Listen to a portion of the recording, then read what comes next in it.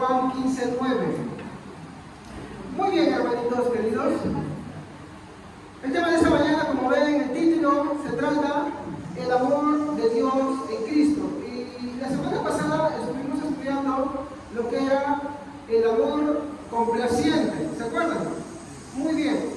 Entonces estudiamos que el amor complaciente tiene que ver más que todo, hermanos, con lo que Dios se deleita, con lo que mi hermano le da satisfacción. Entonces apuntamos, hermanos, a que la mayoría de los textos bíblicos van a mostrar que Dios se deleita en Cristo, ¿ok? Y que no debemos hacer una mezcolanza al tratar el tema del amor de Dios, porque no lo define así. Por ejemplo, habíamos visto que el amor de Dios tiene varios matices. Vamos a ver ahí la bondad de Dios, en el cual Dios es bondadoso, ¿no? Él da a todos en general, a toda su creación, a todos los seres humanos, la provisión necesaria, ¿no? Él es bueno, tanto con los justos, los injustos, con los buenos y malos, independientemente si creen o no creen. La Biblia dice que Él hace salir su sol sobre buenos y malos, hace llover también, ¿no? Él da su provisión justa y necesaria, ¿no? Él sustenta toda su creación, no solamente a los seres humanos, sino a todos los seres que Él ha creado. Entonces, empezamos a ver eso sobre lo que es la definición del amor de Dios en términos de su, ¿no? Bondad, ¿no? Pero también vimos el tema del amor de Dios en el punto de su benignidad, su carácter, su forma de ser es amable. Entonces, esa predisposición va a vincular al otro carácter que va a hacer que Él sustente y provea a toda su creación. Si no, el mundo no existiría. La Biblia dice que todas las cosas creadas, las visibles y las invisibles, subsisten por medio de Él. Nada subsiste por sí solo. De hecho, existe una ley que se llama la ley de la entropía, que todo marcha, esa ley dice que todo marcha al caos, al desorden. La Biblia afirma desde el principio que Dios es el que le sostiene todo. Ahora, también vimos que dentro de ese matiz vamos a ver que hay un tipo de amor, y ese es un amor complaciente. Ese amor trata de lo que causa satisfacción a Dios, ¿no? Y empezamos a distinguir que, por ejemplo, el hombre, muchas veces, mi hermano, por la inclinación pecaminosa que tiene, no es causa de esa complacencia. Por ejemplo, nosotros podemos mostramos ejemplos de qué es la complacencia. Por ejemplo, en un término primario, cuando tú comes un platillo que te da mucho gusto, ¿sí o no? Satisface, por así decirlo, un antojo que tú tenías, te causa satisfacción. Cuando hablamos de Dios, esta complacencia va a tener que ver más que todo con la satisfacción, aquello que le causa alegría, aquello que le da un gusto. Entonces, en ese sentido vamos a ver que aquello que le causa complacencia a Dios, aquello que es el objeto de la complacencia de Dios, está centrado más que todo en Cristo, y ya no en la creación. ¿Por qué? Porque cuando hablamos de la creación tomamos, por ejemplo, al hombre. ¿El hombre hace su voluntad? No hace su voluntad. Vamos a hacer un ejemplo más claro. Tú tienes tus hijos. Tu hijo termina el año, tiene dos hijos, tu hijo termina con altas calificaciones, no te trae una sorpresa por ahí, no te ha hecho papá, no te ha hecho mamá, digamos, por así decirlo, tiene muy buena conducta, termina el año muy bien. Pero tienes otro hijo que es un reggaetón. Ya te dice papá, ya te dice mamá, hace las cosas y te saca el causa de las canas que te van saliendo en la cabeza. ¿Cuál de los dos te dará complacencia? ¿En cuál te sentirás complacido? ¿En cuál? En el que obedeció, en aquel que se comportó bien, en aquel que hizo lo que tú querías. ¿Ok? En ese sentido, la Biblia dice que Cristo es el motivo de la complacencia de Dios. Y empezamos a lectura aquí que vamos a ir metiéndonos ahora. Vamos a ir buscando más adentro, dentro del amor complaciente de Dios. Para poder llegar al tema del hombre, yo no puedo empezar por el hombre. Yo tengo que empezar para aquello que está en primer lugar, que es el motivo de la complacencia de Dios.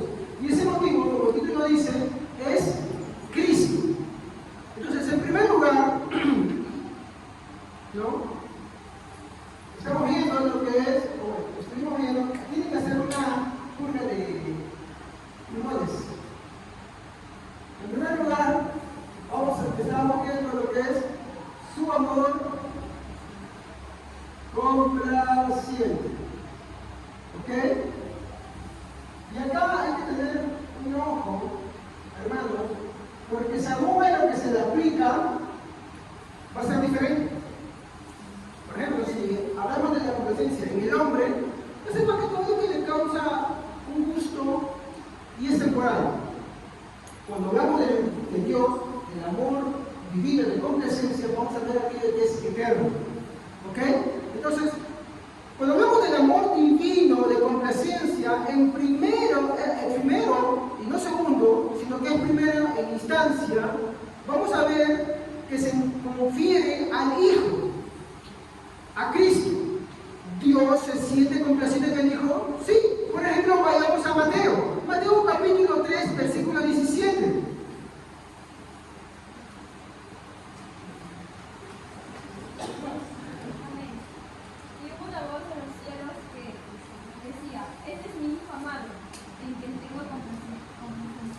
O sea, esto de la complacencia de Dios no es algo inventado, es un término bíblico. La Biblia habla de que Dios se complace en el Hijo. ¿Ok? Esto está hablando en un tema en el cual Jesús está bautizando, pero será la única vez que el Padre dice esto del Hijo, o lo dirá otra ocasión más. Vayamos al capítulo 17, versículo 5 del mismo Evangelio.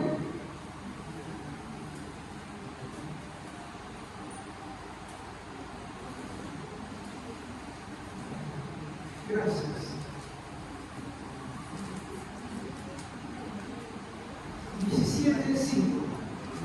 Mientras estaban hablando, apareció una nube luminosa que se movió, de la cual salió una voz y dijo: este es mi hijo amado, estoy muy complacido con él. Escúchenlo. Muy bien, este es el monte de la transfiguración. Jesús había subido con sus discípulos. Pedro más adelante en una de sus epístolas va a testificar de esto y va a decir, ¿no? Este es mi hijo amado, en la versión de la cual dice, en el cual estoy complacido, ¿no? Ahí lo expresa en un tiempo presente continuo, en el cual estoy complacido, óiganlo a él. No es la única vez que se menciona. Entonces, podemos decir que el objeto número uno del amor de Dios, el objeto perfecto de su placer y de su deleite, es su Hijo Jesucristo. ¿Por qué perfecto? ¿Por qué no podemos compararlo con el hombre? Porque, hermano, voy a hacer estas tres preguntas que justamente estas semanas aprendí y que me hizo reflexionar mucho. No sé si se lo dije el servicio pasado, me he olvidado, pero se lo vuelvo a repetir ahora. Hermanos queridos, ¿ustedes aman perfectamente a Dios? Pregúntense, ¿aman perfectamente a Dios? Obvio, ustedes dirán, pero pastor, ¿cómo nos pone una pregunta? Es que obvio, la primera pregunta, el primer mandato que la Biblia dice es amarás al Señor tu Dios con toda tu mente, con todas tus fuerzas, con todo tu corazón, con todo tu alma, con todo tu ser. Estoy parafraseando esto, pero está diciendo con una parte, en parte o con todo. Y está hablando de un imperfecto, de algo perfecto, de un amor perfecto que se tiene que tener a Dios. Dios pide que la amemos perfectamente. Ahora la pregunta es, ¿tú le amas perfectamente a Dios?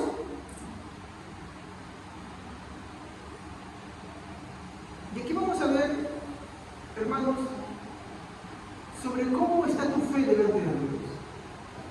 Para que tú le ames perfectamente a Dios, tú tendrías que dejar todo por Dios. Y eso es lo que Dios te pide. Tú tendrías que poner en primer lugar a Dios antes que a tus cosas.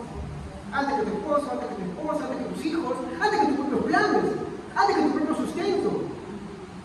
Hay gente que ha pero Dios pide lo perfecto. El estándar de Dios es alto. Por eso mi pregunta es, ¿amas a Dios perfectamente?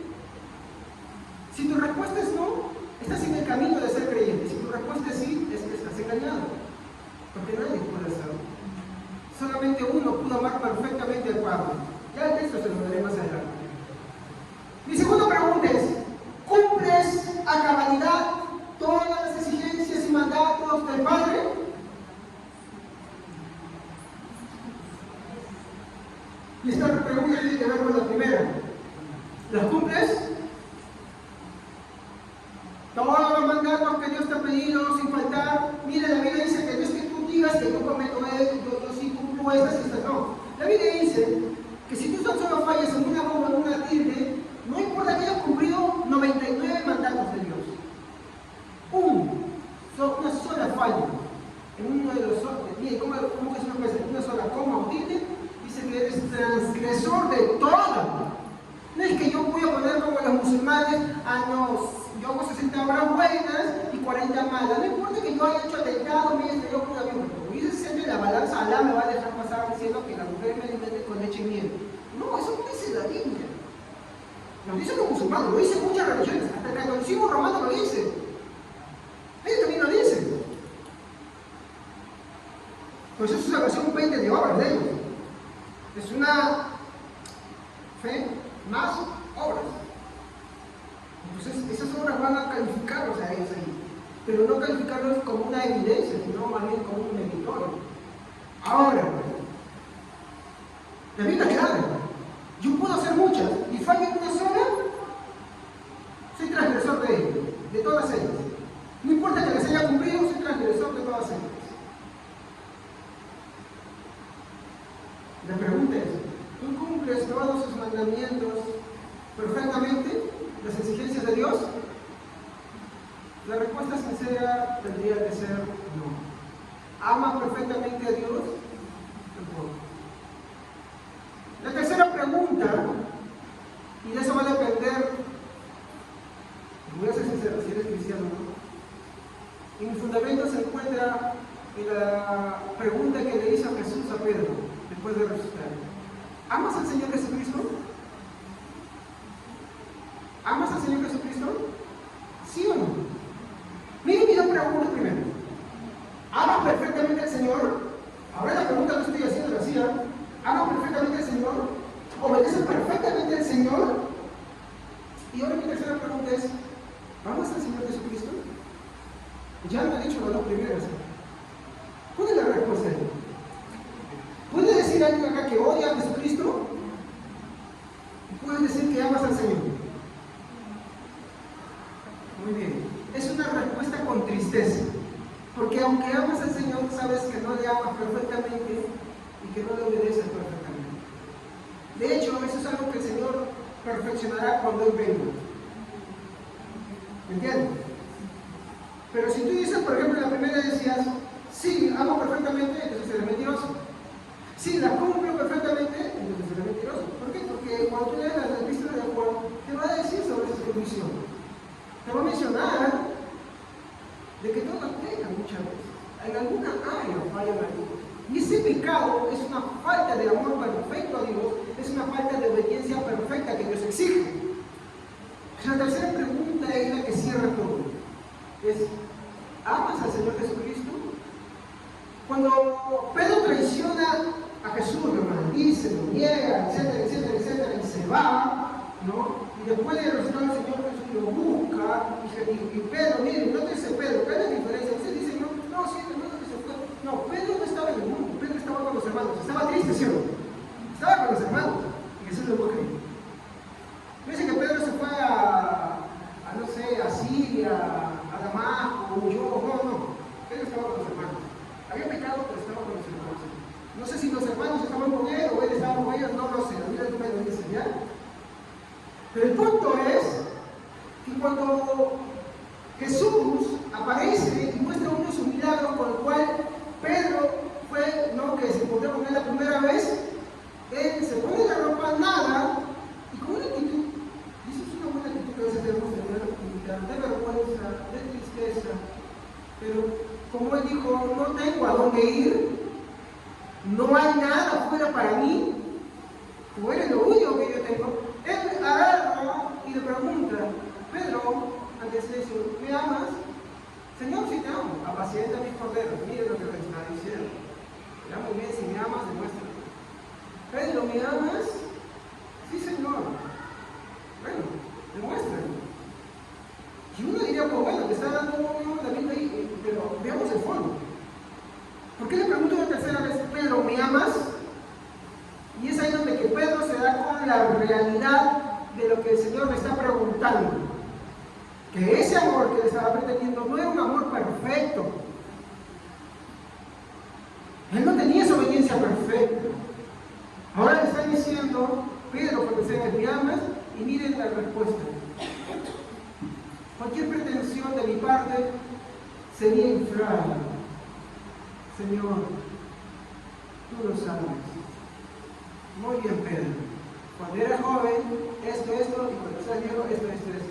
Y empieza a decir. ¿Qué es lo que quiere decir con eso? Por eso digo que lo que le estoy diciendo es bíblico. ¿Qué es lo que quería decir de eso? No tenemos que ser conscientes que la arrogancia no debe ocupar un lugar en nuestro corazón. Que si bien amamos al Señor, ese amor no es perfecto. Esa obediencia no es perfecta. ¿Quiere decir por eso que nos desbandamos? No. Sino que más bien en esas fallas, en esas falencias, en esos fracasos, debemos nosotros ver en primer lugar que no tenemos otro lugar más que el Señor Jesucristo, si en verdad creemos en Él. En segundo lugar, es la humildad.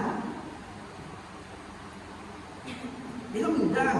Pedro sabía que le había fallado al Señor. Pedro sabía que no tenía nada de que no orgullecerse. Sin embargo, es el Señor que lo sostiene. Por eso que en la oración anterior a la noche que él iba a fallarle, le dice, Pedro, yo he rogado por ti, porque Satanás ha pedido tu alma para salvarme, pero he pedido al Padre que no falte tu fe. ¿Qué le está diciendo? Que Pedro, yo estoy orando porque tú vas a ser fuerte y poderoso. No. Es decir, yo he rogado al Padre que no falte tu fe. Puede decirle, Pedro, te imploro que no falte tu fe. No, él le dice, yo he rogado al Padre, porque la fe es un don de Dios.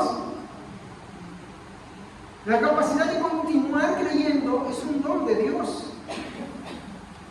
Entonces, por eso es la súplica, dice, Pedro, mira, escucha estas palabras, para que cuando yo vuelva a ti te restaure, te acuerdas de esto. Yo he rogado al Padre para que tu fe no falle.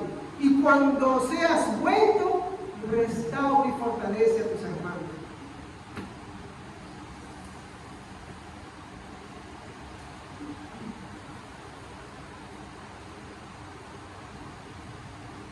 Vemos acá la acción intercesora de Jesús. Jesús dijo, todo lo que pidieres en mi nombre lo será conferido. No quiere entrar más allá en los significados, ¿no? Esa es una muy mala aplicación de que por ahí dice, no, si quiero lo que quiero carro, si me lo va a dar, quiero casa, si me lo va a dar. No. Tienes falta de templanza. ¿Quieres obedecer al Señor? ¿Quieres amar al Señor más?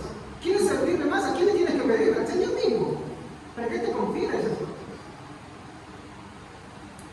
Como bien mi esposo nos explicó, ¿no? Cuando tú vas a Ripley no vas a comprar pollo a la brasa. No vas a comprar chavo, ¿por qué? Porque Ripley es una tienda de ropa, de vajillas, utensilios, ollas. Pero tú no encuentras alimentos ahí. ¿Sí o no? Tú no vas a comprar a China Bon zapatillas, camisas, calzados. De la misma forma, lo que Jesús ofreció es lo que Él da. ¿Qué es lo que daba? Esas cosas que necesitamos nosotros para continuar en su camino, desde el principio hasta el fin. Entonces, esa complacencia que el Padre tiene en el Hijo va a provocar algo en nuestra vida. No es solamente Mateo el que va a hablar de esto, de que Dios se siente complacido en el Hijo. Vamos a verlo también, por ejemplo, en Marcos 1:11.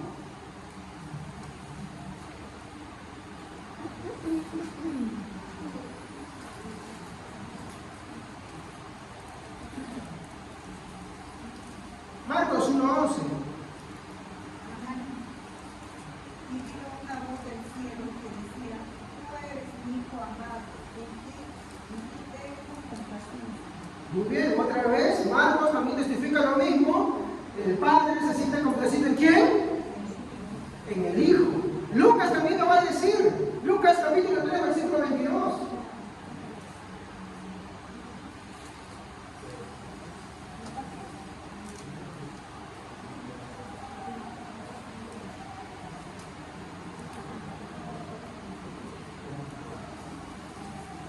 Y el Espíritu Santo bajó sobre él en forma de paloma. Entonces se oyó una voz del cielo que decía: Tú eres mi Hijo amado, y estoy muy complacido contigo. Otra vez, también acá el discípulo de Pablo escribe tras su investigación que el Padre se siente complacido ¿en quién? En el Hijo. Y como dije, esto no va a ser la única situación que lo va a decir, porque en el capítulo 9, versículo 35 también lo va a decir. Capítulo 9, versículo 35 del mismo Evangelio. Y vino una voz desde la nube que decía: Este es mi Hijo amado, a él oíd. Muy bien. El Padre está perfectamente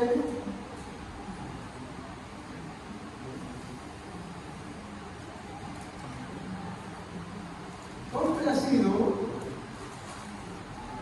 en Jesucristo.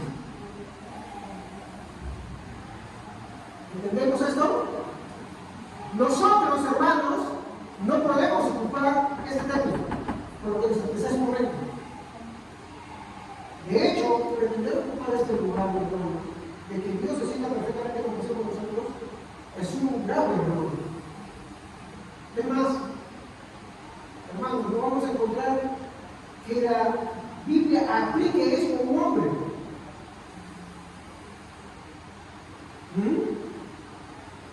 ¿Por qué? Porque los hombres en la práctica cuestionamos. Por ejemplo, vamos a hacer referencias a un día que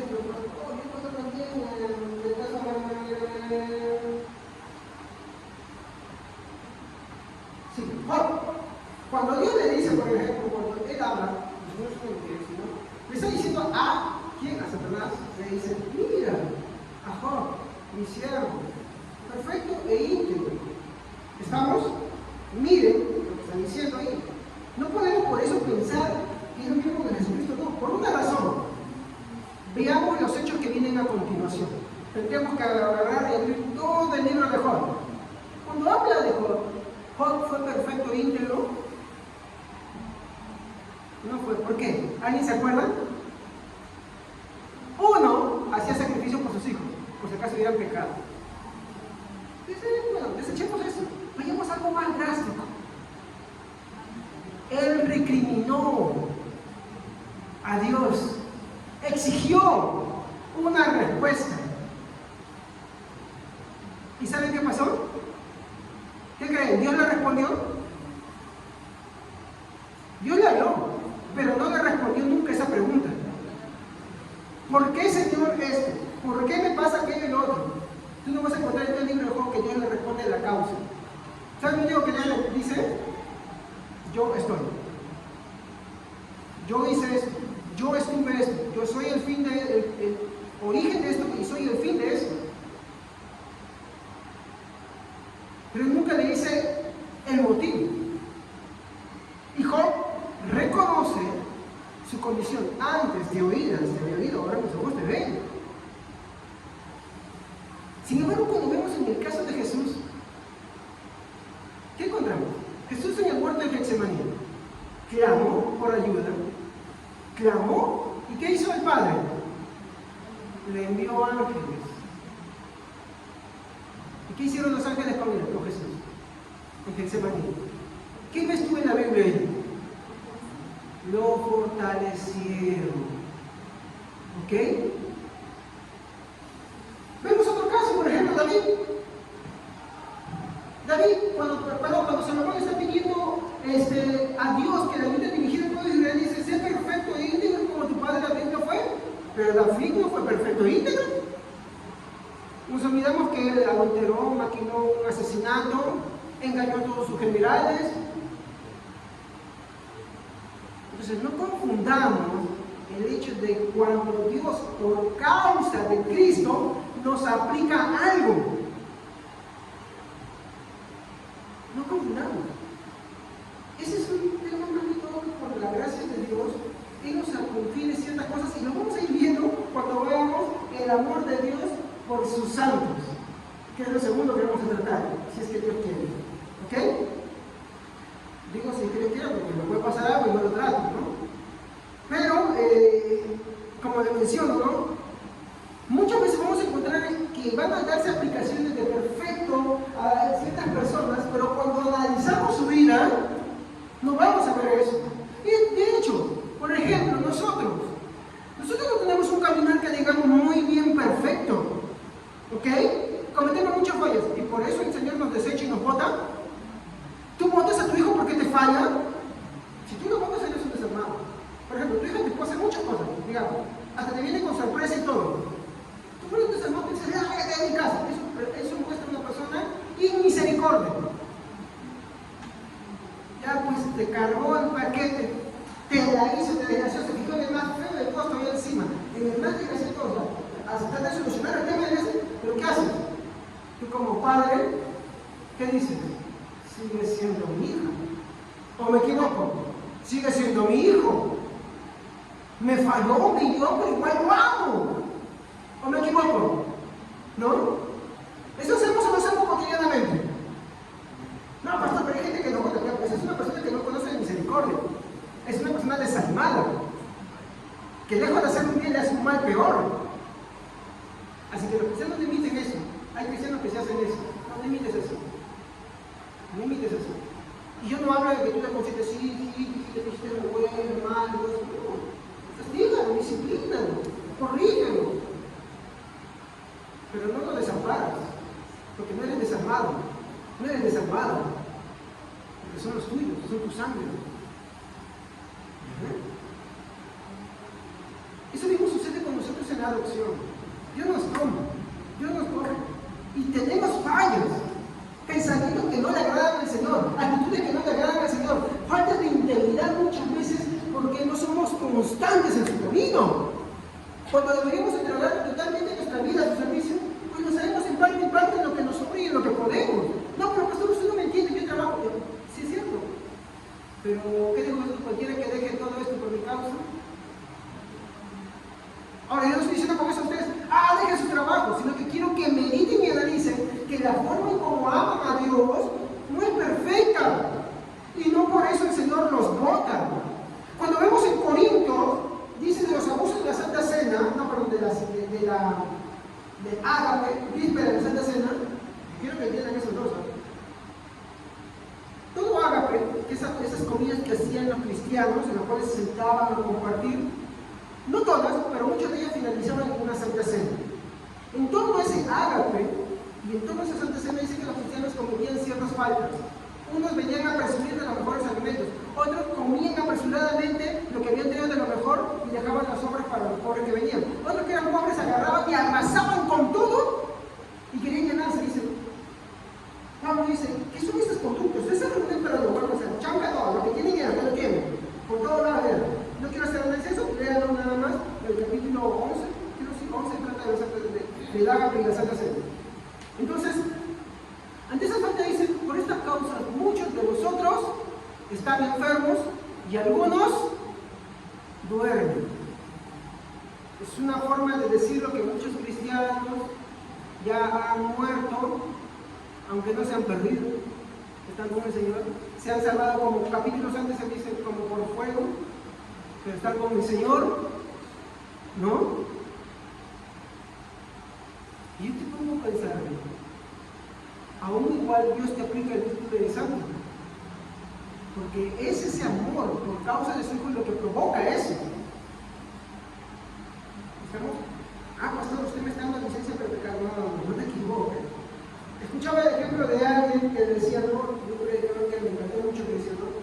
¿Cuál es la diferencia en una guerra entre un soldado que ha sido capturado por el enemigo, está siendo torturado, ansía su libertad, y entre uno que se ha pasado al otro bando para pelear a favor del enemigo? ¿Cuál es la diferencia? En que uno es traidor, el otro ha caído.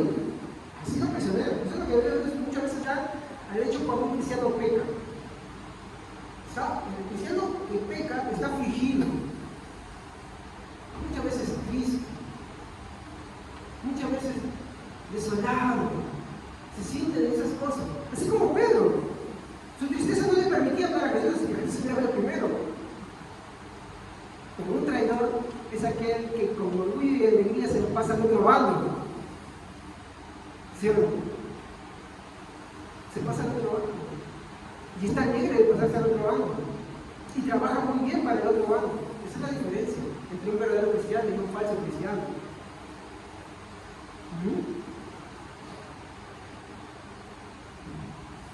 Como vemos, muchos de los textos bíblicos van a aplicar que el amor complaciente, perfecto, solamente se aplica al Hijo Jesucristo. ¿Por qué? Porque Cristo nunca pecó, hermanos. Cristo es el único que sí, literalmente, es perfecto. ¿Y por qué le dice perfecto a nosotros? Por causa del Hijo, a raíz del Hijo, no por ellos mismos. Y esa controversia ya sucedió en el pasado. Eso vamos a ver en el próximo servicio. Esa controversia ya sucedió en el pasado. Cada vez que nosotros vamos a ver, incluso que a nosotros en el Nuevo Testamento se nos aplica, no es por causa de nosotros mismos. Sería una fuente de realidad creer que cuando la Biblia nos aplica alguna perfección que vemos ahí, es por causa nuestra, no es por causa nuestra. Porque para ser perfectos tendríamos que vivir una vida sin ninguna falla. Pero analicemos. En esta semana, ¿les ha fallado al Señor? Algunos de hecho, algunos de palabra, otros de pensamiento, otros de omisión. Y eso no es perfección. Que Dios te lo aplique por causa de su Hijo es muy diferente. Pero no por ti. Reduzcamos, de ayer a hoy, ¿has pecado? No, pastor, que he pecado, que me eres mentiroso, porque primero Juan dice, hijitos, si alguno dice que no ha pecado, le hace Dios mentiroso y la verdad no está en él. ¿Vemos esa verdad, sí o no? No podemos excluirla. Es palabra de Dios. Entonces, en primer lugar, se aplica. En segundo lugar, el Padre se deleita y se complace en su relación con las personas. Pero este punto, como le dije, es algo que trataremos posteriormente, si Dios quiere. ¿Cómo es que sucede eso? ¿Cómo es que se da eso? No podemos llegar a eso si es que no tratamos de ver cómo es que el Padre perfectamente se ve complacido en su Hijo Jesucristo. ¿Ok? No podemos. Si lo metemos al hombre acá, estaríamos cometiendo una falta total contra todos los principios de la Biblia. Eso sí es algo indiscutible.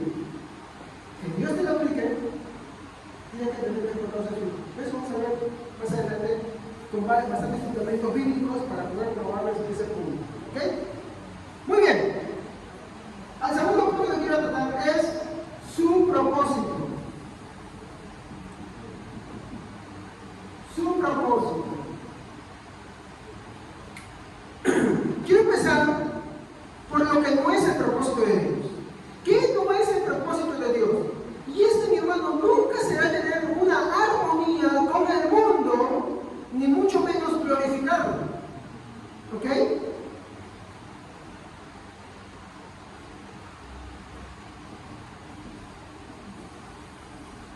Dios no glorifica el mundo.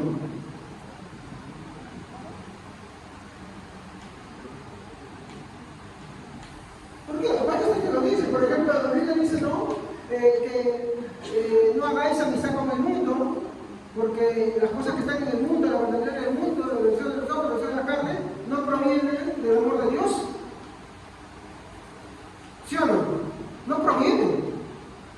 Entonces, Dios no tiene armonía con el mundo.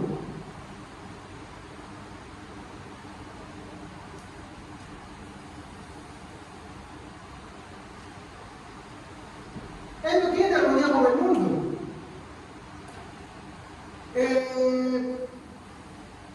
Vamos a ver un texto, Juan 17:9.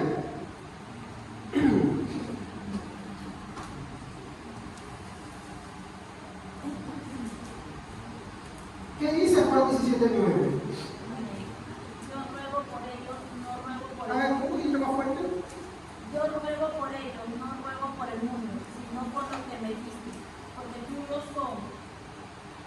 Miren este texto, y este es bien esclarecedor. ¿Ya? Recuerden que acá el punto central es que estamos tratando del amor complaciente de Dios por su Hijo Jesucristo. ¿Ok? Y mi punto es acá de aportar a ver que Dios no glorifica el mundo y tiene armonía con el mundo. ¿Cuál es la relación que Dios tiene con el mundo? Eso es lo que vamos a ver ahora. ¿Ya? Juan 17:9 nos está mostrando cuál es la petición de Jesús. Mira, dice, yo ruego por ellos. ¿A qué ellos se están refiriendo? ¿Quiénes son ellos? Sus discípulos. Y miren la aclaración que hace. No ruego por el mundo.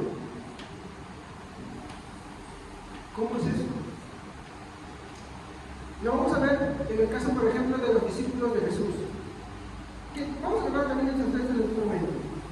Cuando Jesús hace la oración intercesora por Pedro, había dos personas que le iban a fallar también. O sea, perdón, había uno más que le iba a fallar. Y esa persona era Judas, ¿sí? ¿Por qué no oró por Judas? Porque el que estaba siguiéndole a él no era de él. No era de él. Miren, vamos a ir entrando un poquito más porque este es un capítulo que ahorita lo voy a abrir más también. Tengo acá los textos. Yo no te ruego por ellos, perdón, yo te ruego por ellos. No ruego por el mundo, sino por los que me diste, porque tuyos son. Juan 17:9, nos vemos que Jesús no pide por el mundo. ¿Por qué no pide por el mundo? ¿Quién es lo único que él pide o por quiénes pide?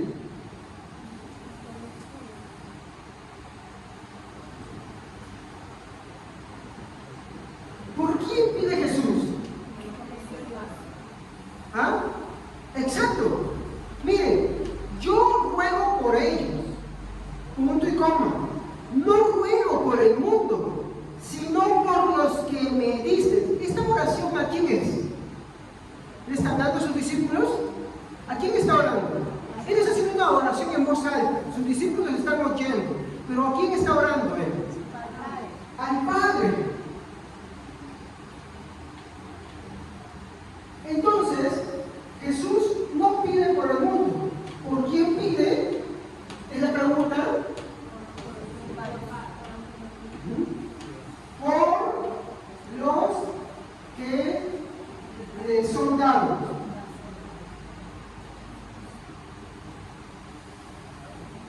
Acá la pregunta es, ¿a quién le pide? Exacto. ¿Se dan cuenta de lo que Dios está mostrando? El amor complaciente, mi hermano, vamos a verlo con este ejemplo. Como un hijo tuyo se ha esforzado, es muy obediente, ¿qué haces tú? Lo recompensas. Tu hijo viene, ha jalado el año, se ha portado mal. ¿Qué haces tú? Mira, hijo, vamos al cine, te voy a recompensar por haber sido burro este año. Mira, hijo, te has tenido las peores notas, te han afichado en el colegio de esto, me has salido con esto, me han dicho que te has metido con un chico o con una chica. Vamos, vamos, vamos, te voy a llevar a comer lo mejor. ¿No quieres que te compre ropa de marca esto? Te compro los juegos de video, te compro la computadora, te compro el celular. ¿Tú haces eso? ¿Haces eso, pregunto? Se ríen porque algunos hacen eso. Hasta yo lo he hecho, eso es malo. Eso está mal, porque no enseño. Sí, yo también lo he hecho. Eso está mal. ¿Qué es lo lógico, coherente y correcto? Que si se ha esforzado, se portó mal. Y te dicen, oh, vaya,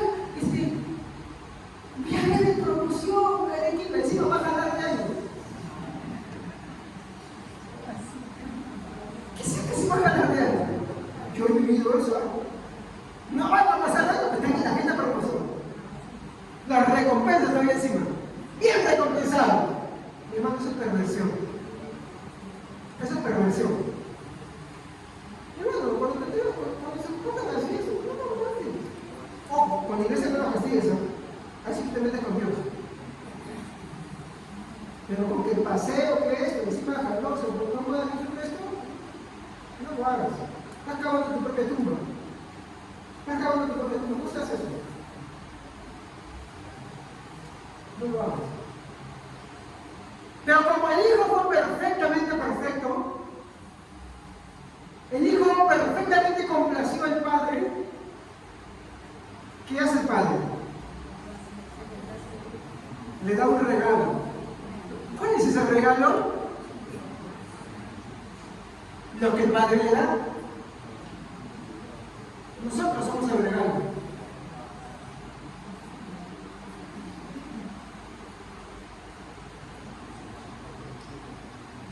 Vamos a abrir esto más, para que vayamos comprendiendo.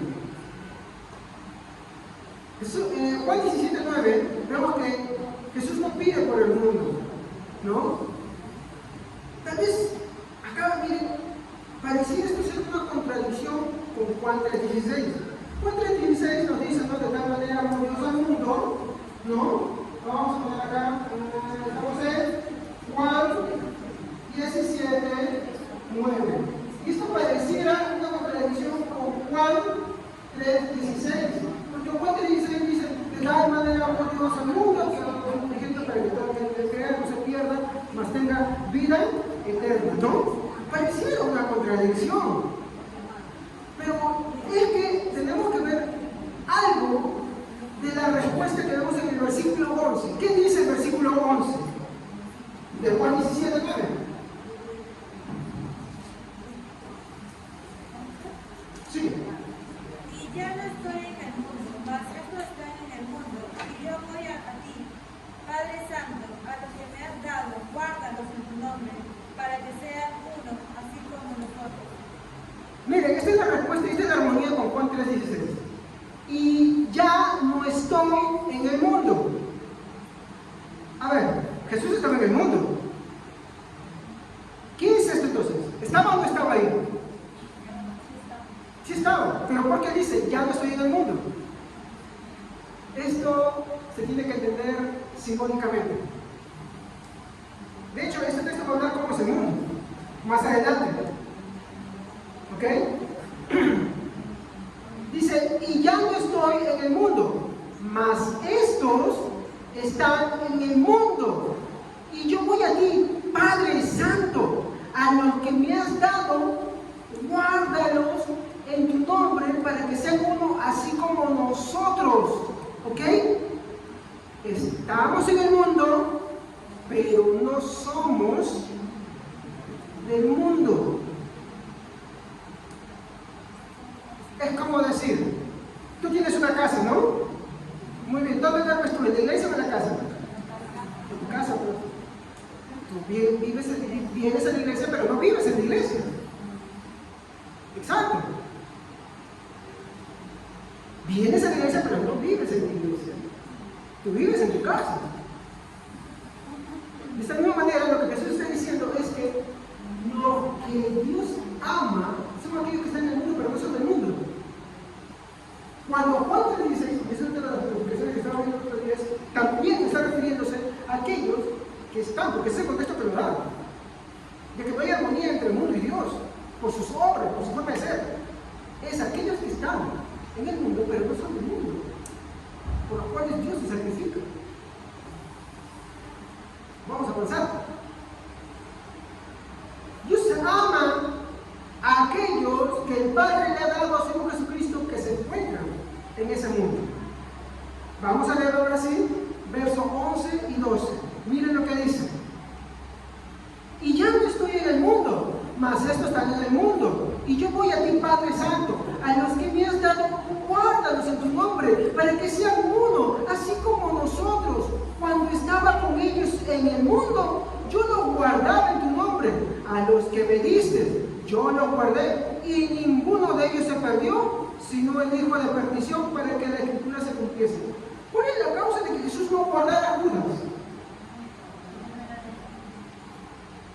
tiene el sentido contrario. Estaba con ellos, pero no era de ellos. De hecho, Juan dice lo mismo en su epístola, dice, ¿no? Estaban con nosotros, pero no eran de nosotros. Ellos salieron de nosotros para que se manifestaran que no eran de nosotros. ¿A qué se está refiriendo? A toda aquella persona, que hablan de los gnósticos, ¿no? A toda aquella persona que está en Cristo Jesús, que quiere en Cristo Jesús, pero de pronto agarra y se va, y se aparta. A todo aquel que agarra y se va del Evangelio, abandona, mi hermano, las creencias fundamentales. Entonces, esas personas mismo me definen como aquellos que estaban, pero que no son. De la misma manera, de forma inversa, también nos dice a nosotros que aunque estamos en el mundo, no somos del mundo. ¿Por qué? Porque el Padre nos ha dado ¿a quién? Al Hijo.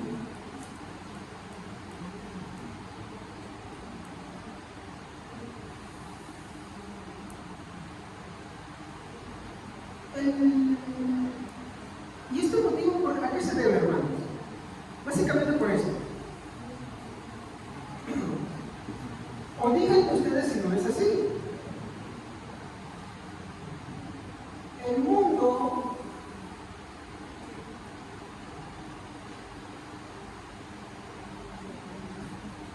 aborrece al Hijo. ¿O me equivoco? ¿El mundo aborrece al Hijo? Sí o no. Por eso es que yo dije, no hay armonía. Y por eso es que Jesús no pide para el mundo. Pero estamos en el mundo. Entonces, ¿qué nos diferencia? Un factor. El Padre. Aquello que el Padre hace, esa es la gran diferencia. Ahorita vamos a verlo. Muy bien. El mundo aborrece a Jesús. Por ende aborrece la palabra que tiene como centro a Cristo, ¿no? Al Cristo de la gloria. No hablamos al Cristo de la prosperidad, no hablamos mi hermano, al Cristo, mi hermano medio ángel, ¿no? Como explicaba mi esposa el otro día, ¿no? Hay quienes creen que Cristo es un ángel. Hay quienes que creen que Cristo solamente fue un modelo a seguir. Perdón. No. Por ejemplo, un representante de Cristo como modelo a seguir es Antejadre, ¿no? Antejadre le predicaba a Cristo como modelo a seguir. Yo no digo que las cosas que sean malas, ¿ya? Algunas cosas son disparates. Si eso es cierto, como el tema de que Judas sí se arrepintió. Mire, hermano, la de por acá y de por ahí me cayeron como una mesa. Me parecía así que algunos disparates. Pero algunas de las cosas que dicen son buenas. Algunos son buenos consejos, pero carecen de dos cosas. Uno, del Cristo central de la Biblia y de la palabra de Dios como fundamento. Pues no te lee la Biblia, no te has dado cuenta. No te la lee. Te la usa como un trampolín, ¿no? Y de ahí entonces el servicio te habla, y la Biblia no la toca para nada. Yo ni lo tengo que escuchar mucho de los hermanos, yo soy seguidor de él. Para mí era una cosa que bastante, hasta que estudiando la palabra de Dios, escuchando todas esas cosas, aprendiendo estas cosas, vi que la norma grande que cometían era que tomaba a Cristo como modelo a seguir. Y Cristo no es como un modelo a seguir que tengo que imitarlo simplemente. No. Cristo es mi Salvador. Eso es lo primero que tengo que entender. Cristo es mi Salvador. De lo contrario, esto se convertiría solamente en una charla motivacional. ¿Sabe usted que la charla motivacional es de sentir bien, ¿sí o no? Sí. Y a veces confundimos eso cuando escuchamos, oh, qué bonita es la palabra, charla motivacional, que se necesita bien, que todo tu futuro va a ir bien, que todo es para la gloria, vas a ser glorificado. Creo que había un hombre que decía así, no me acuerdo, un motivador que estuvo en Venezuela también. Pero casi te menciona, pero es un trampolín, no me acuerdo su nombre, es uno que tiene el corte pegado por acá, no creo que es su nombre. Ajá, Daniel Javier. Él no es pastor, él no es predicador, es motivacional, es un motivador. Pero muchos cristianos piensan que es pastor, no es pastor, él mismo lo dice también, él es pastor. Es más, el creyente no participa en ninguna iglesia, ni siquiera misionero ni evangelista es. Él gana dinero por ser un motivador. Y muchos lo confunden por eso. Y te hace sentir bien, cosas se empoderan. ¿Por qué no saben? Porque excluye al Cristo de la gloria. Porque si empiezan a dar eso, todo el público que tiene se le va. Porque si empieza a mencionar el pecado y cómo es la condición del hombre, la gente se le va, porque a la gente no le gusta oír eso. De hecho, este versículo que estoy tomando, si usted va a la casa y lee todo el capítulo 17, está en ese contexto.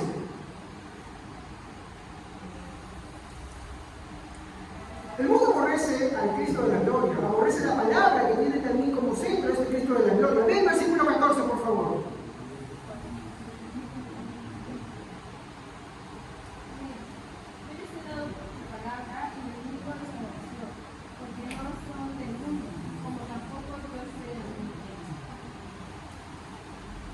Miren lo que ha venido de hermanas. Como les digo, yo no me estoy inventando esto. Vean ustedes que lo estoy fundamentando. De hecho, yo empiezo a comentar y después le doy el versículo. Miren lo que menciona. Yo les he dado tu palabra. ¿A quién está hablando? Miren. Y el mundo los aborreció. Porque no son del mundo, como tampoco yo soy del mundo. ¿Por qué crucificaron a Cristo? Porque no podían soportar su mensaje. ¿Por qué mataron a los discípulos? Porque no soportaban su mensaje. ¿Cuál era su mensaje? A ver, pregunto yo. Los fariseos, mi hermano, ¿eran morales o amorales? Eran muy morales. Lejos de ya que las películas te pueden presentar muchas cosas, ustedes envían muchas veces por la película, hermano. Los fariseos eran doctrinalmente muy morales.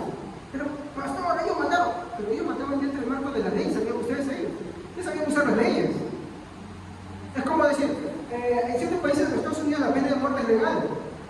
Acá tal vez no. Tal vez aquí no me pueda parecer, pero en ese país es legal. Y un delincuente le llevan a la, no sé si es cámara de gas o con inyección letal, no sé cómo es ahora, es permitido. Y los familiares han permitido que estén presentes. Es permitido y es legal. Ellos no usaban otra medio. ¿Cuál fue el medio que usaron los fariseos? A los romanos. ¿Sí o no? Cierto. Ellos incluyeron ciertas artimañas para lograr eso. Pero eran gente muy moral, en ese sentido. Cuando la Biblia dice que eran adúlteros, ¿en qué sentido eran adúlteros ellos? Usaban la ley a su favor para sacarle la vuelta y conseguir sus medios. ¿O me equivoco? Entonces, ¿qué es lo que les disgustó de Jesús?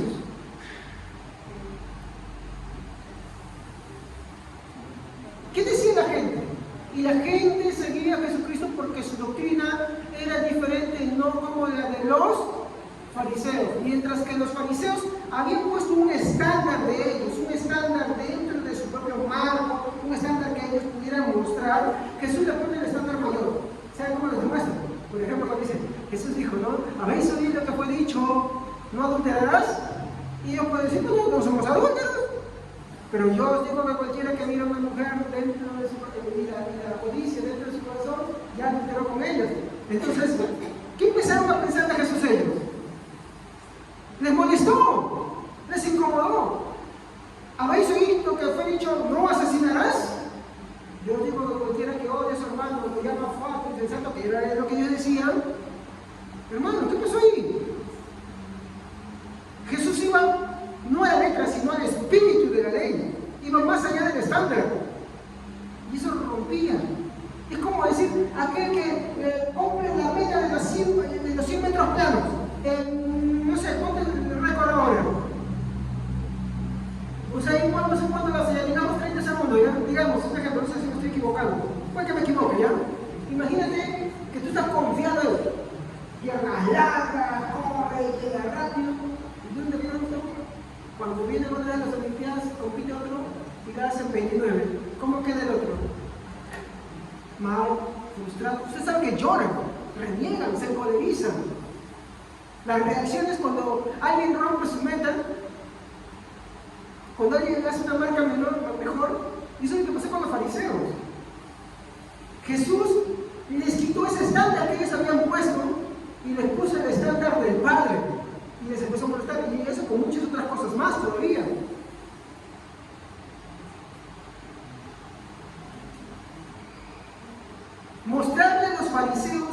pecadores. Por ejemplo, ¿por qué se escandalizaban los fariseos del bautizo de Juan? En el tiempo de los judíos, ¿quiénes se bautizaban? Los prosélitos. ¿Saben quiénes eran los prosélitos? Paganos convertidos al judaísmo. Entonces, de pronto Juan empieza a bautizar a los judíos. ¿Qué les estaba diciendo a ellos? Ustedes son paganos, son gente contaminada, son gente incircuncisa. Vengan, bautícense porque el reino se ha acercado. Por eso les escandalizaban, por eso les molestaban. ¿Por qué que le buscaban la trampa para que lo maten o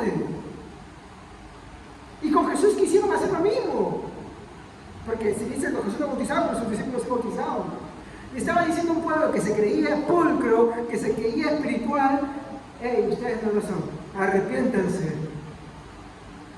Eso es lo que les estaba diciendo. No encajaba su doctrina con ellos. Como muchas veces no encaja con uno de nosotros. Cuando la palabra de Dios dice, hey, lo que tú haces, no pienses que es suficiente.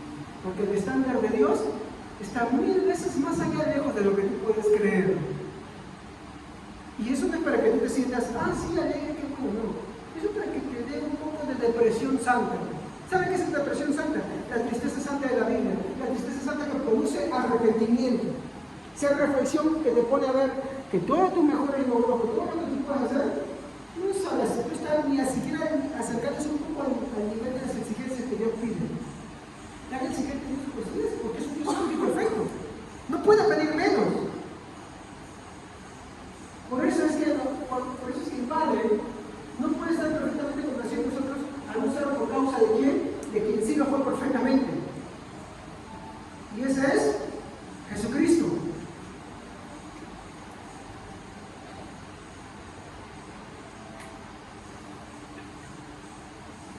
El mundo aborrece la palabra que tiene como centro al Cristo de la gloria, como muestra el versículo 14. Así como aborrecen a Cristo, también te van a aborrecer. Hermano, pero ya hay persecución. ¿Sabe que cada quien tiene que atravesar una persecución, hermano? Cada vez que alguien predica la palabra de la verdad, siempre habrá quienes se levanten en contra de ti. Te difamen, te desprecian. Siempre lo habrá.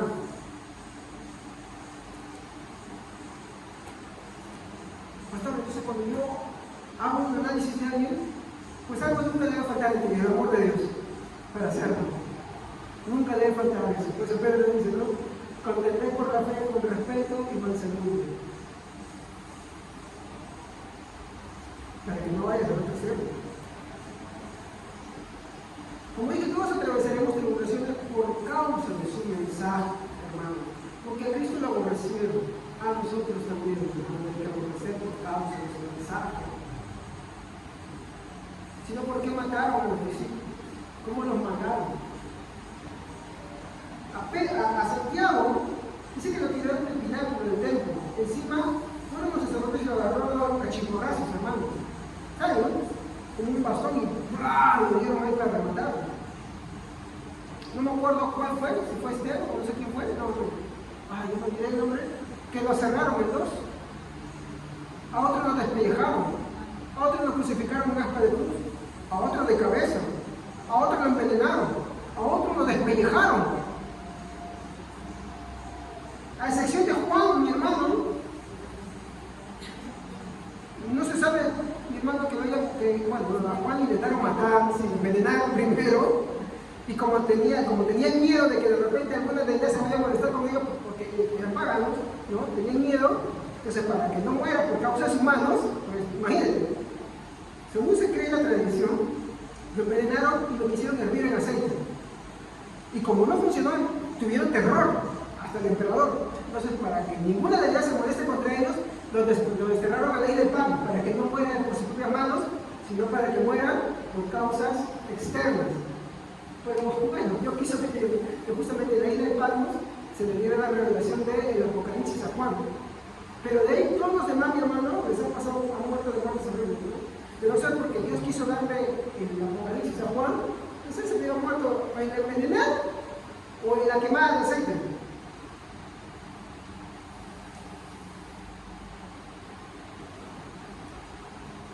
quiero hacer una reflexión. Si tú vives tranquilo por este mundo, preocúpate, ya que el mundo aborrece su palabra.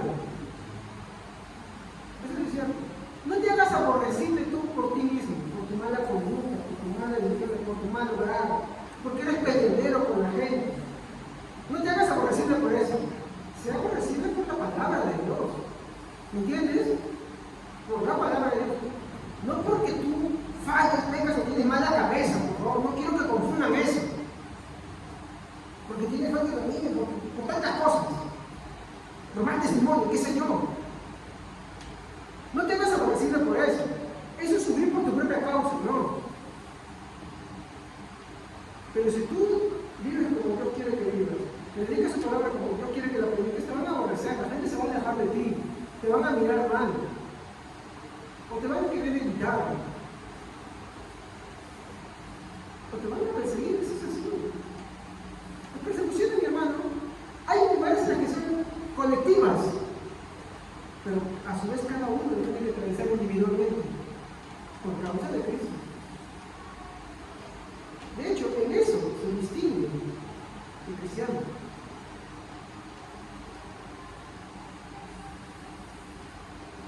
La pregunta sería, entonces, ¿te aborreces de ti por Cristo? ¿O te aborrecen a ti por tu moralismo? Porque no confundas el mensaje de Cristo con moralismo o legalismo. Por favor. ¿Estamos? Hoy día hay una mala corriente que es la misma que el liberalismo, que es el legalismo. El legalismo es como aquellos que dicen, ay, yo te maquillo, no te pongas esto, eso es así. No, hermano, eso no es evangelio. Ay, yo no veo a Cristo. ¿Ok? Eso no. Por tu moralismo, porque tú dices, ay, ¿cómo vas a clasificar esto, que lo otro? Eso sí es un fariseo. Y no eres el evangelio. No eres el evangelio. O por causa de tus pecados constantes. ¿Ah? Eso no es el evangelio. ¿Saben por qué siempre golpeo a la gente? Porque la gente cuando piensa que está cómoda, está estable, viene la palabra y dice que nada de eso sirve. Para Dios eso no vale. De hecho, esa fue la crítica que sucedió, ¿no? Cuando sucedió esto con Martín Lutero. Con Lutero, ¿qué pasó? Empezó a ver ese problema, porque la iglesia pensaba que por las indulgencias, por la forma que vivían, hacían, entonces estaban tranquilos. No era así. Era una vuelta otra vez a la palabra de Dios.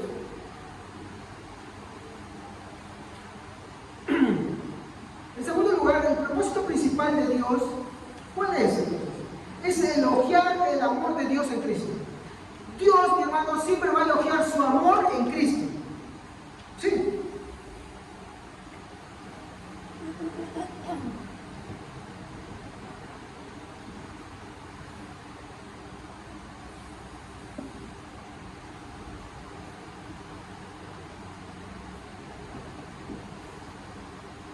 Hermanos,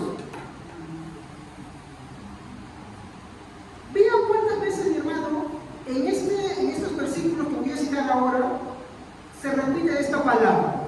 Vayamos a ver a Juan capítulo 17. Bien, estamos en el capítulo 17, versículo 1 al 5. Estas cosas habló Jesús y levantando los ojos al cielo dijo: Padre, la hora ha llegado, glorifica a tu Hijo para que también tu Hijo te glorifique a ti, como te has dado potestad sobre toda carne, para que dé vida eterna a todos los que diste. Y esta es la vida eterna, que te conozcan a ti, el único Dios verdadero, y a Jesucristo a quien has enviado. Yo te he glorificado en la tierra, he acabado la obra que me diste que hiciese. Ahora pues, Padre, glorifícame tú al lado tuyo, con aquella gloria que tuve contigo antes que el mundo fuese. Muy bien. ¿Cuántas veces escuché la palabra glorificar?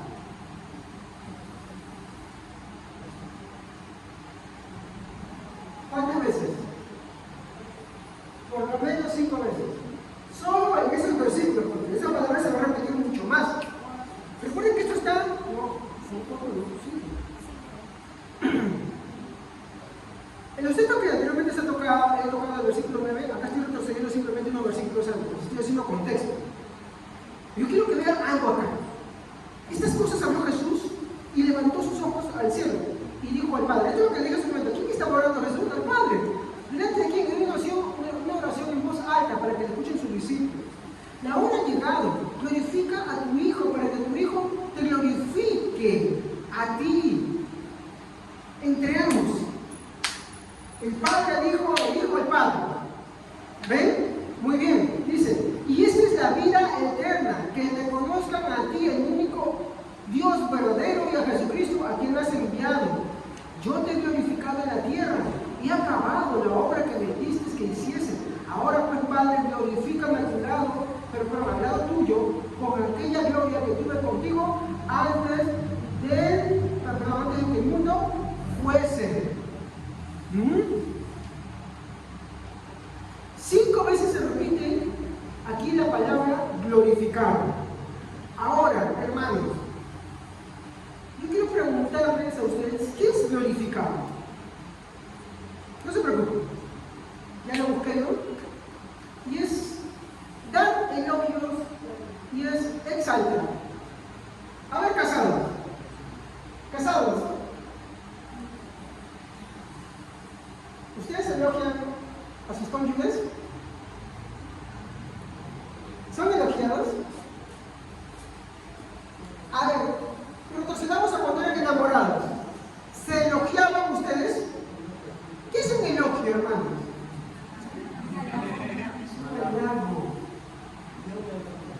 Se decían, oh, qué bonito eres, me gusta tu tono de piel, ah, qué linda eres, qué bonito tus ojos, me gusta cómo habla, cómo mueve la cabeza, ay, me gusta tu diente chuequito. Es un elogio, estás ensalzando algo. Obvio, cuando se casa creo que se olvida esa práctica, ¿no? Pero ¿a quién elogias tú? ¿A quién elogias? ¿A quién amas? Si no elogias a quien dices que amo, pues bueno, ya te dejo aquí porque esto no es en pareja, ¿ya? Ya eso no es en pareja, ¿no? Pero te lo dejo ahí. Uno elogia a quien ama, ¿ok? Uno elogia a quien ama. La palabra glorificar es eso, es elogiar, es exaltar. El Padre alaba porque ama al Hijo. El Hijo exalta y alaba al Padre porque lo ama. ¿Entienden ustedes? ¿Me dejo entender así? ¿No? Y lo que Jesús está haciendo es eso, glorifícame. Algunos tienen la idea que glorificar es, ¿cómo hacia Dios de la luz brilla? No. Se trata del amor recíproco que hay entre los dos, entre el Padre y el Hijo. ¿Ok? Entonces, glorificar es dar alabas, es exaltar. Y eso, como dije, es recíproco entre el Padre y el Hijo. El Padre, ¿no?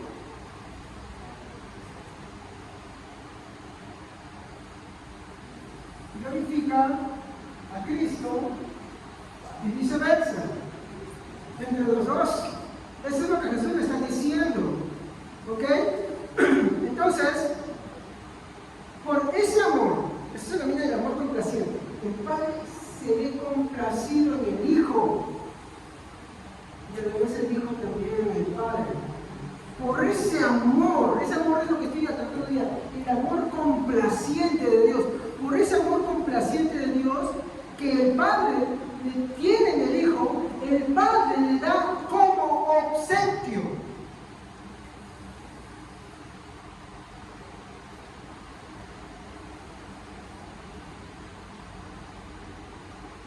No sé si me estoy entendiendo bien. ¿Ah?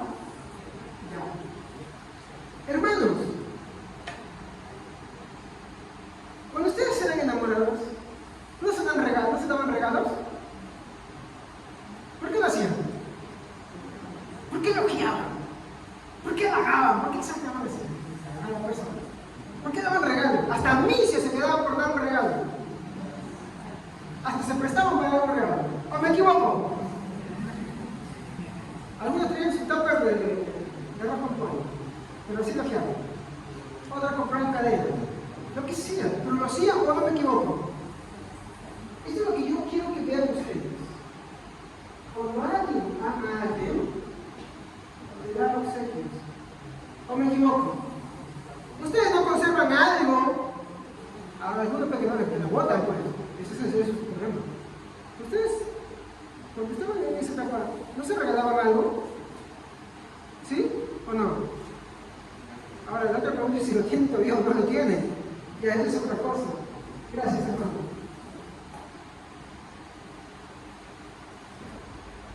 Pero acá nosotros vemos, mi hermano, que el texto nos va a mostrar que el padre, por ese amor complaciente que tiene con el hijo, le va a obsequiar algo al hijo.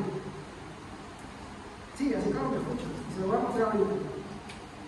El padre tiene un amor complaciente por el hijo. Y es por esto que le da un obsequio al hijo. ¿Y sabes qué le da? A todos los que el padre aparta como discípulos para Cristo. ¿Sí? Juan 17,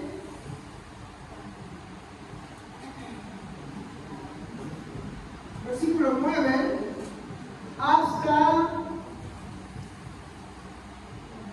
versículo 9 y 10.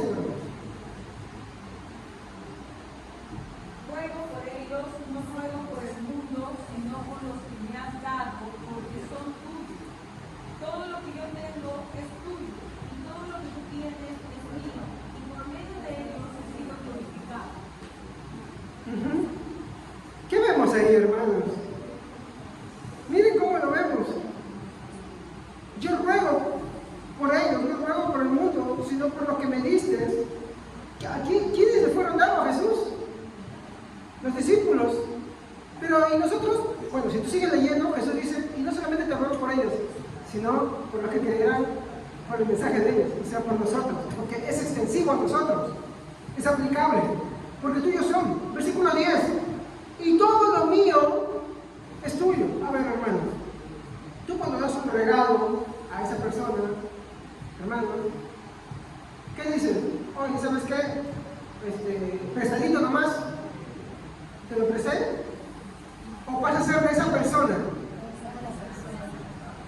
¿Sí o no?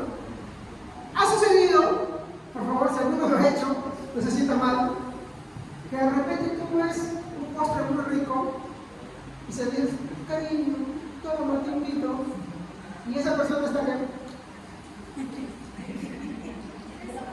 Y se lo acabó. Eso es un egoísmo, porque lo correcto es, está comiendo y toma, porque aunque es tuyo, también es del otro. Así que si tú te vas a comer alguna vez eso, egoísta eres. Pecadores, arrepientes. Una bromita. Pero hermano, no, miren lo que está diciendo el texto. Yo ruego por ellos, no ruego por el mundo, sino por lo que me diste. Lo que tú me diste, tuyos son. Son los discípulos.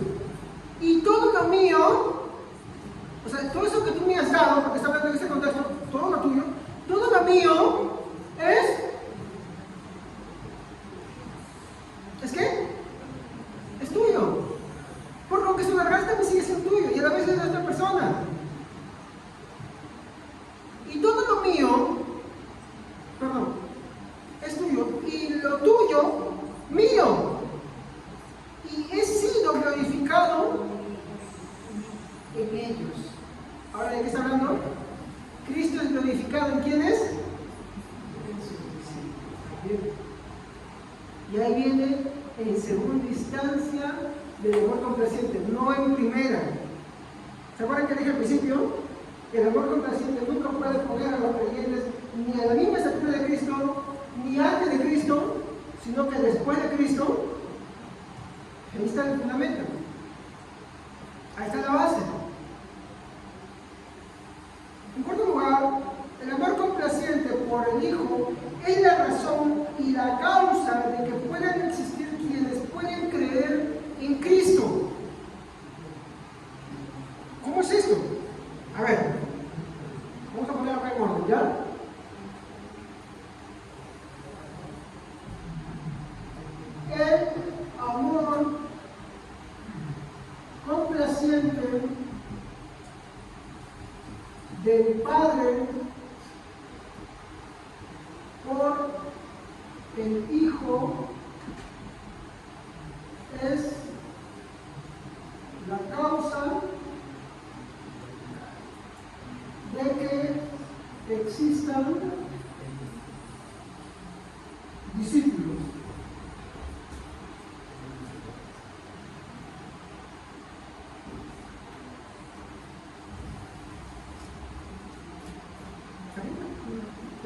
tiene que usted, no tiene. Ya, muy bien. Vamos a ver esto como un fundamento bíblico. Vayamos unos capítulos atrás de Juan, al capítulo 6.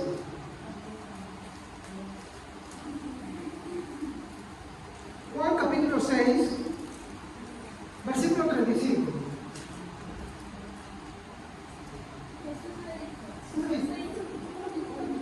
Es que es bastante acá. Vamos a ver del versículo 35 al 44. O sea, es bastante, por eso les disculpen ustedes. Miren, es 35 al 44. Yo quiero leer, escuchen atentamente. Vamos a hacer eso para que me escuchen atentamente. Miren la ilación que va a tomar. Jesús les dijo: yo soy el pan de vida. El que a mí viene nunca tendrá hambre. El que en mí cree no tendrá sed jamás. Mas os he dicho que aunque me habéis visto, no creéis. Todo lo que el Padre me da, vendrá a mí. Todo lo que el Padre da. ¿Quiénes son estos los que el Padre da?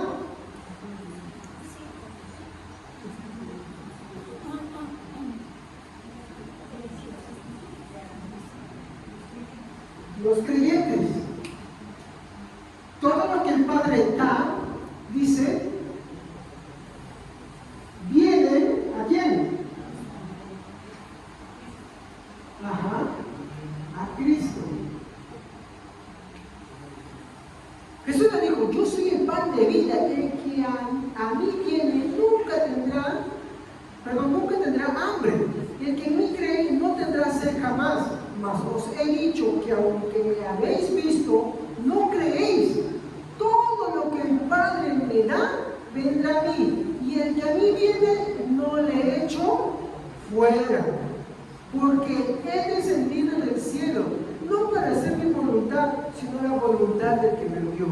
Y esta es la voluntad del Padre, el que me envió. Que de todo lo que me diere, otra vez, todo lo que me diere, lo mismo está repitiendo, todo lo que me diere, no pierda yo nada, sino que lo resucite en el día postrero. Que aquí viene la pregunta: ¿el Padre le dio a Judas como discípulo para que, como regalo de obsequio? No le dio. No le dio. ¿Por qué? No participa de la resurrección para salvación. Y eso lo hemos visto en el capítulo 17 de este mismo libro. Seguimos. Y esta es la voluntad del Padre que me envió, que de todo lo que me diere no pierda yo nada, sino que lo resucite en el día postrero. Y esa es la voluntad del que me ha enviado, que de todo aquel que vea al Hijo y cree en Él, tenga vida, y yo lo resucite en el día postrero. Acá está diciendo, ¿no?, que todo aquel que vea a Cristo y cree en Cristo, va a tener que pasar vida eterna. ¿Y qué va a hacer Cristo? Lo va a resucitar en el día postrero. ¿Ok? Y miren lo que dice acá: murmuraban entonces de él los judíos, porque había dicho: yo soy el pan que descendió del cielo. Y decían: ¿no es este el hijo de José, cuyo padre y madre nosotros conocemos? ¿Cómo pues dice este: del cielo he descendido? Y miren la respuesta de Jesús.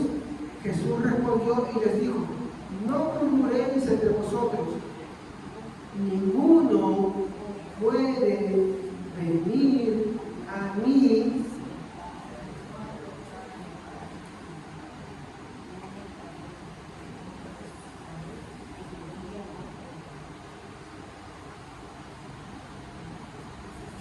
ninguno puede.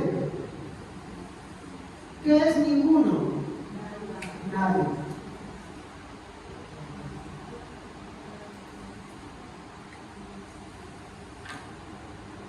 Ninguno es nadie. ¿Y el puede qué es? Es como decirte: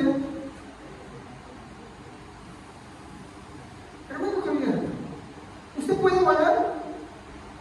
Y la respuesta es, no puedo volar. A menos que me den algo que no sea propio de mí. ¿Cómo qué? Una avioneta, un helicóptero, ¿me entienden? Pero naturalmente ninguno puede. Entonces sigue diciendo el texto, verso 44. Ninguno puede venir a mí si el Padre que me envió no lo trajere. Por eso dije que la causa de que mi hermano vaya a Cristo no es la misma persona, sino es el Padre. El Padre es la causa y el motivo. El Padre que está en los cielos, el Padre celestial. Él es el motivo, Él es la razón, Él es la causa por la cual los cristianos, mi hermano, pueden creer en el Hijo de Jesucristo, porque es el Padre quien lo trae al Hijo. Ese es, mi hermano, el efecto del amor complaciente del Padre por el Hijo. Sigue diciendo, ninguno puede venir a mí si el Padre que me envió no lo trajere.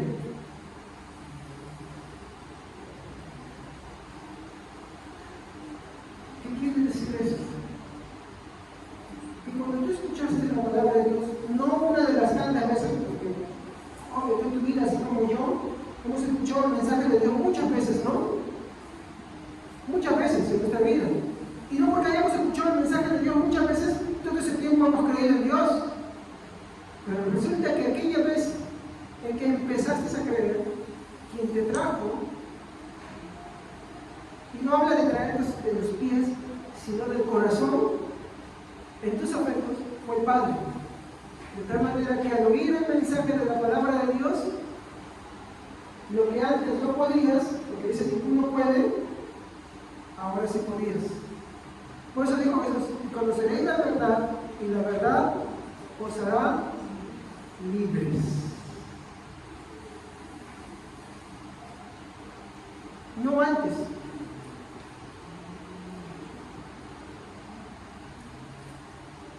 Ninguno puede venir a mí si el Padre que me envió no lo trajere, y yo le resucitaré en el día postrero. El amor complaciente por el Hijo es la razón y la causa de que puedan existir quienes hoy en día pueden creer en Cristo Jesús. Ese es el motivo.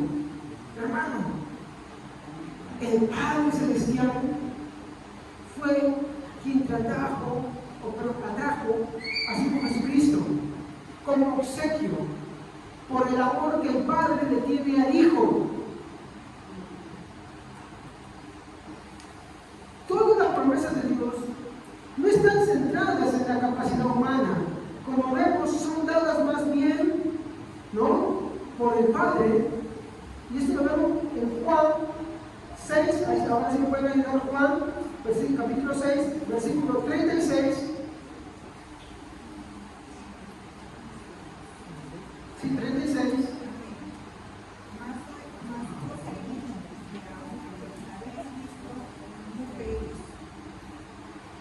Versículo 39. ¿Alguien más, hermano? Tengo que hacer la dinámica siempre. El versículo 39. Y esta es la voluntad del Padre, el que me dio, que todo lo que me diere no pierda yo nada, sino que lo resucite en el día postrero. Versículo 44. Nadie puede venir a mí si no lo atrae el Padre que me dio, y yo lo resucitaré en el día final. ¿Qué nos dice esto? Obvio, no estoy poniendo ahorita porque ya hemos leído corrido eso también, ¿no? Que hay mucha gente que no creía. Y ya les dice que ellos no venían a Cristo, porque ninguno de ellos puede venir a menos que el Padre no lo trae. Todo aquel, mi hermano, que se condena y se va al infierno, mi hermano, tristemente, todo aquel que se condena para siempre, mi hermano, es porque el Padre nunca lo trajo a Cristo. Pero todo aquel que ha venido a Cristo es porque el Padre, estoy diciendo literal, lo atrajo a Cristo.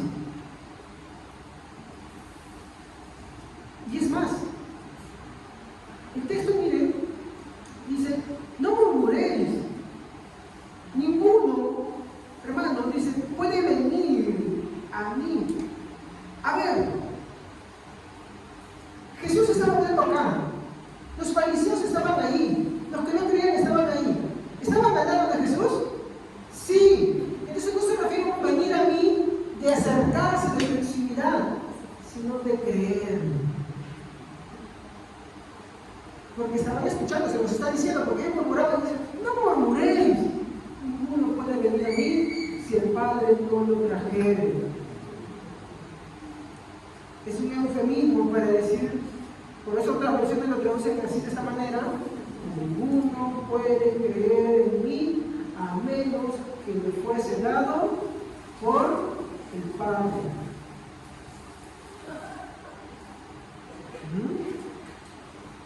Para finalizar, es por eso que yo creo en la elección de Dios de quienes creerán, como afirma la Biblia. Nos dice, por ejemplo, la Biblia, que somos bien, y acá voy a finalizar con el tema de la complacencia de Dios. La Biblia dice, Efesios 1:4, ¿sí ayúdenme? Que somos escogidos en Él. Según nos escogió en Él, antes de la fundación del mundo, para que fuésemos santos y sin mancha delante de Él.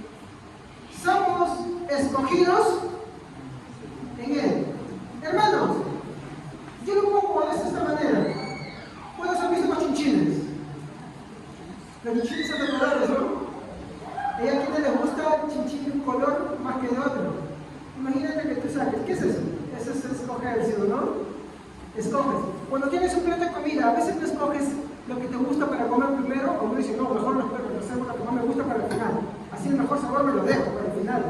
¿Sí o no? ¿No hacemos eso? ¿Cómo se llama eso? Selección. ¿Cómo se llama eso? Escoger. Y miren lo que el verso dice, por favor, léanlo, hermano. Según nos escogió en Él, antes de la fundación del mundo. Muy bien, eso ahí nomás. Según nos escogió, ¿quién es ese Él? Pero la Biblia dice en Él, o sea, decir en Cristo. ¿Y cuándo? Antes de la fundación del mundo. ¿Ok? ¿Qué más nos dice? Que también somos aceptados en Él. Efesios 1:6. Fuertecito, hermano, por favor. Por la base de su gloria, de su gloriosa gracia, que nos concedió a nuestro amado. Hermanos, recordemos nosotros que nosotros no éramos aceptos delante de Él, porque nuestras obras eran malas, no agradables a Dios. Aunque hiciéramos lo bueno, eran desagradables ante Dios. No importa que hubiéramos vivido una vida correcta, moral ante los demás, era no agradable ante Dios. ¿Por qué? Porque para poder ser algo agradable a Dios, tiene que honrar a Dios. Y para que eso honre a Dios, tiene que estar Dios en primer lugar antes que cualquier cosa. De lo contrario, mi hermano, aunque la obra sea buena, no es agradable para Dios. Y eso es lo que tenemos que ver. Por eso no éramos aceptos delante de Él. Pero somos aceptados ¿en quién? Porque muchas veces seguimos, aunque somos cristianos, haciendo cosas que Dios no le agrada. Algunos de obra, otros de pensamiento, otros, mi hermano, de omisión, otros hablando.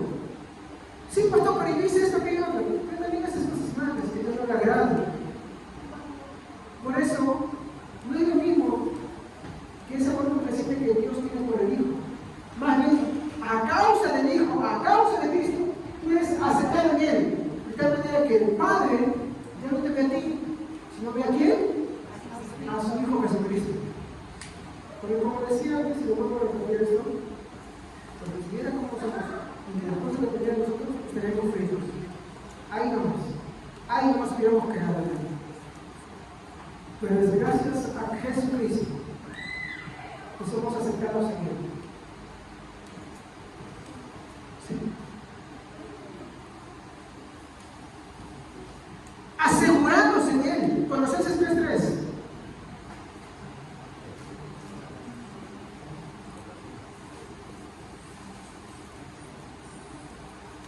bueno, pues ustedes han muerto a esta vida, y su verdadera vida está escondida con Cristo de Dios.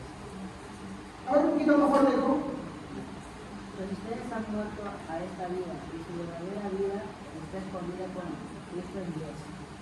Ustedes han muerto esa vida y su verdadera vida está escondida en Cristo Jesús. Eso es lo que les decía hace un momento, mi hermano.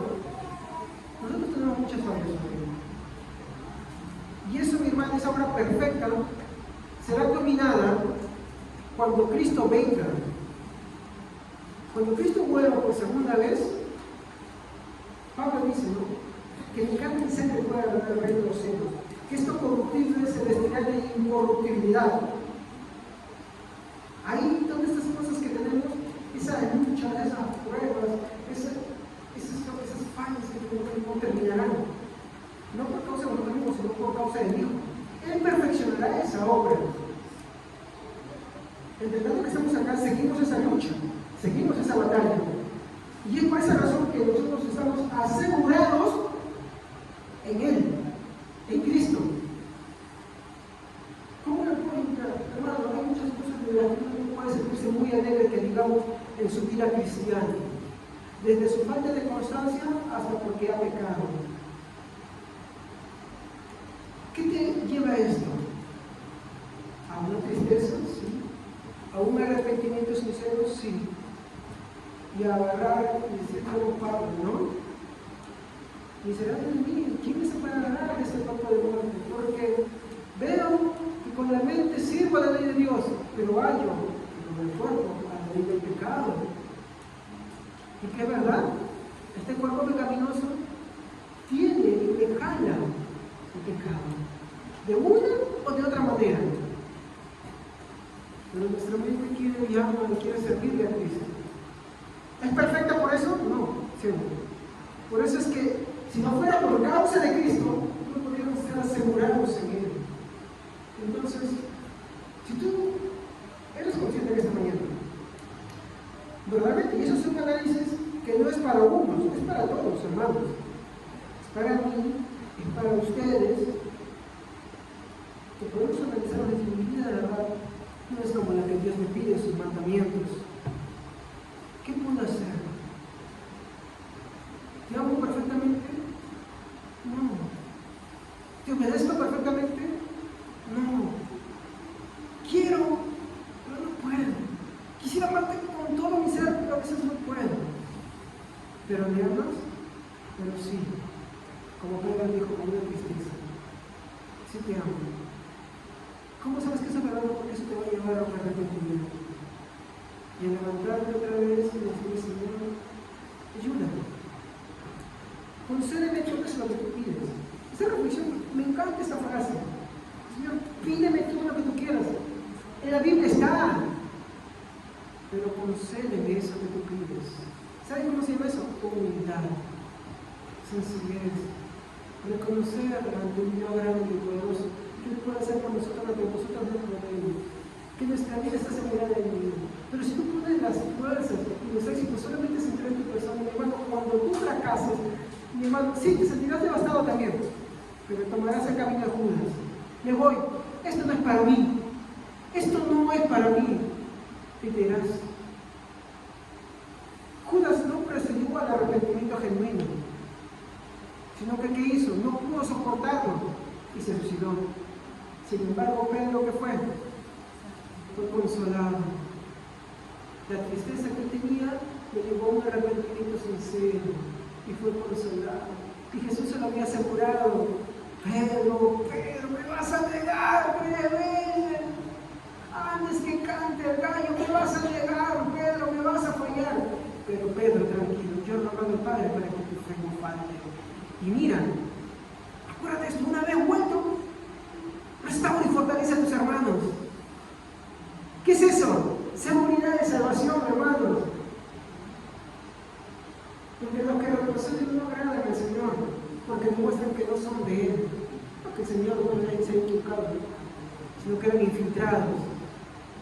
Eran gente que vino por otro motivo. Era gente que vino de repente para estar muy bien amical, marital, económico, qué sé yo, de tantas cosas. Pero como las cosas del mundo son pasajeros, también son pasajeros. Y por eso es lindo esas doctrinas, pero son hermosas, porque te animan, te fortalecen y te consuelan, ¿sí? Hermano, de repente tú estás triste, porque de repente tu vida no deja mucho que decir, no honras a Dios como deberías hacerlo, no amas a Dios como deberías amarlo, pero si lo amas sinceramente, Él te dice, a ver qué, porque esa es la evidencia de Cristo. ¿Por qué? Porque tu vida está sembrada en Cristo, porque tú has sido sembrado en Cristo, porque has sido escogido en Cristo. Y por eso el fundamento, mi hermano, para esa esperanza ya no se encuentra en ti, sino en tu Salvador Jesucristo. Pero lo que dice, hermanos, segundo pecado, el que es sabio, fortalezcalo, anímelo y llévalo al arrepentimiento, exhórtelo. ¿Sí o no? Qué tristeza es ver cuando hay hermanos que fallan al Señor, cuando ofenden al Señor, que quienes solamente recriminan, que se quieren sentir superiores a nosotros. ¿Sabes, hermano? Eso demuestra el poco amor que Dios tiene y eso demuestra que posiblemente incluso no seas de Él. Porque así, como Dios tuvo misericordia de ti, debes tener a los demás. Pero eso solamente es un efecto de estas cosas, de comprender la realidad que somos. Por eso me encanta, me gusta, porque veo en mí las fallas, veo en mí las carencias, veo en mí que incluso en mis mejores esfuerzos fracaso. Veo que en mis mejores intentos, mi hermano, no son como el Señor desea. Entonces, eso produce en mí humildad, desesperanza en mí, como compartía con los hermanos. A veces yo mismo me siento perdido, pero esperanza en mi Salvador. Amén, hermanos, esperanza en mi Salvador. Y eso es lo hermoso, porque me desplaza a mí totalmente y lo pone todo en mi Cristo. Y ahí es realmente cuando yo como esas palabras que dice la Biblia, en verdad, tú eres mi Salvador. Mi Salvador. Ahora, yo te pregunto para ti, ¿es Jesús realmente tu Salvador? Si es tu Salvador, tú tienes que entender que tú has sido escogido en Él. Por eso eres tu Salvador. Que tú has sido aceptado en Él. Por eso eres tu Salvador. Y que tú has sido asegurado en Él. Por eso has sido asegurado en Él. Eso es lo que tú tienes que comprender. Ya que el objeto de todo eso no somos nosotros, es Él. Es Él. O cuando a ti te dan, y con esto finalizo, un obsequio, ¿el obsequio es más valioso que la persona? ¿O ese obsequio es valioso por causa de quien te lo dio? ¿Qué hace valioso un objeto? Sino de a quién le pertenece. No es el objeto por sí solo. Tú puedes tener una hoja de papel y te voy a poner así. Y digamos que la hoja de papel es un testamento. Dice, para mi hijo amado le dejo esta propiedad y le dejo mi herencia. Tengo una cuenta en el banco y es tuyo. ¿Me vas a decir que vas a tratar esa hoja como las demás hojas? Esa hoja, ¿por qué cobra valor? Por quien lo da. De esa misma manera, nosotros no somos valiosos por nosotros mismos, sino por quien lo dio. Quien lo dio fue el Padre y se lo dio al Hijo, y por eso el Hijo lo preserva. Y todo lo que se lo dio al Hijo, todo aquel que le concedió al Hijo, Él no lo echa fuera de él. Venid a mí, venga. Yo los he escogido, yo los he aceptado y yo los aseguro hasta el fin del mundo. Amén. Vamos a ponerlo de pie. Padre, te damos gracias por este momento que tú nos concedes, por este momento que tú nos das.